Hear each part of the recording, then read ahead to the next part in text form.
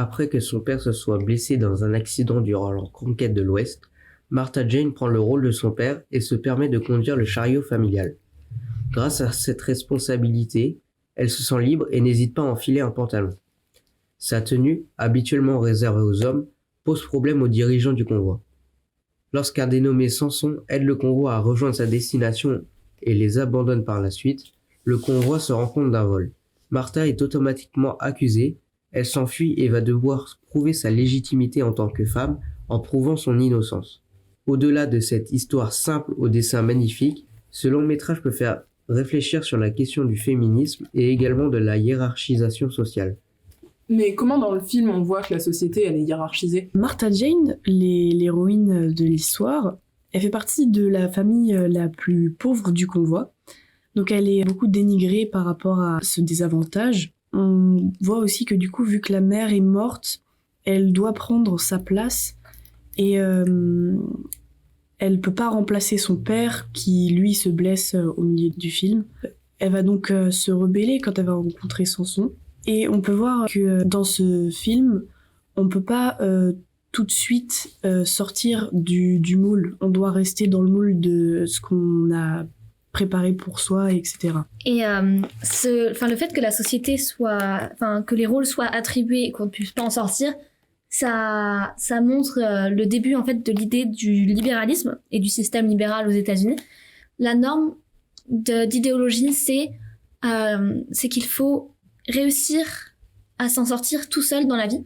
C'est le self-made man et le mythe du self-made man. Et donc quand la famille de Martha Jane est en difficulté, les autres vont pas vraiment l'aider et ils vont même discuter à l'abandonner au milieu de la route jusqu'en Oregon pour se retirer un poids mort finalement.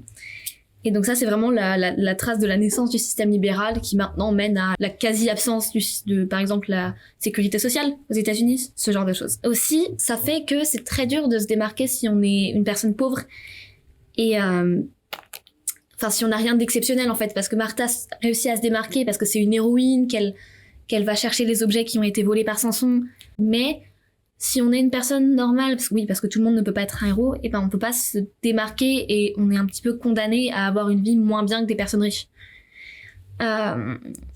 Et aussi, donc, dans la société qui est montrée dans le film, il est vraiment montré que si on change d'uniforme et que si on change de fonction apparente, comme Samson qui va voler des uniformes à plusieurs reprises dans le film, notre fonction change totalement la manière dont on est traité en société, et que donc si on a une fonction de gens de la classe basse, on va pas bien être traité, alors que si on a une fonction de personnes de la classe haute comme général ou je sais pas, on va être beaucoup plus bien traité. Voilà, donc c'est comme ça que la hiérarchisation est montrée dans ce film. Mais quelle est la dimension féministe du film ? Pour répondre à cette question, on peut rebondir sur ce que tu as dit. Effectivement, le déguisement est très présent dans le film, et se déguiser, parfois, c'est aussi se travestir, changer de genre pour accéder aux privilèges masculins. En regardant ce film, on se demande si on peut parler de transidentité. Eh bien non, je pense pas qu'on parle réellement de transidentité dans ce film, parce que en fait, Martha Jane cherche simplement à avoir entre guillemets les mêmes droits qu'un homme. Elle ne s'identifie pas au fait d'être un homme. Ça nous interroge sur le genre. Mais donc, qu'est-ce que c'est être une fille à cette époque ? À cette époque, c'est compliqué. À un moment, on nous dit que être une fille, c'est porter une jupe. Nous, on sait que c'est pas ça, être une fille. Mais comment est-ce qu'on le définirait ? En regardant le film, on dirait que être une fille, c'est juste remplir le rôle et les fonctions féminines. À un moment, c'est même un garçon qu'on va traiter de fillette comme un qualificatif négatif. Même aujourd'hui, on ne sait pas réellement ce que c'est qu'être une fille, si ce n'est le rôle qu'on attribue aux filles. En se déguisant, comment elle se place dans ce questionnement qu'a limite Jane ?